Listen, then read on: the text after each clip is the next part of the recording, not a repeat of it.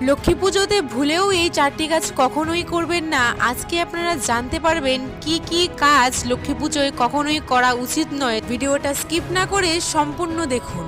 প্রথমত, মা লক্ষ্মীকে কখনোই তুলসী পাতা নিবেদন করবেন না, এতে আপনাদের জীবনে চরম দারিদ্রতা নেমে আসতে পারে, লক্ষ্মী হবেন রুষ্ট। কিন্তু মা লক্ষ্মীর সাথে যেহেতু ভগবান নারায়ণের পুজো করতে হয়, না হলে মা লক্ষ্মীর পুজো কখনোই সম্পূর্ণ হয় না, তাই নারায়ণকে কিন্তু তুলসী পাতা আপনাকে অর্পণ করতেই হবে এবং সেই তুলসী পাতাটি আপনাকে পূর্ণিমার পূর্বেই সংগ্রহ করতে হবে। এর কারণ পূর্ণিমাতে তুলসী পাতা তোলা নিষেধ। দ্বিতীয়ত, মা লক্ষ্মীর পুজোয় কখনোই ঘণ্টার ধ্বনি ব্যবহার করবেন না। ঘণ্টার ধ্বনি ব্যবহার করলে আপনার জীবনে কিন্তু চরম সংকট নেমে আসবে। তৃতীয়ত, মা লক্ষ্মীর পুজোর সময় কখনো লোহার জিনিস ব্যবহার করবেন না বা লোহার বাসনপত্র ব্যবহার করবেন না, কারণ মা লক্ষ্মীর পুজোর সময় লোহার বাসনপত্র বা লোহার কোনো উপকরণ ব্যবহার করলে সেই স্থানে মা লক্ষ্মী কখনোই বসবাস করেন না।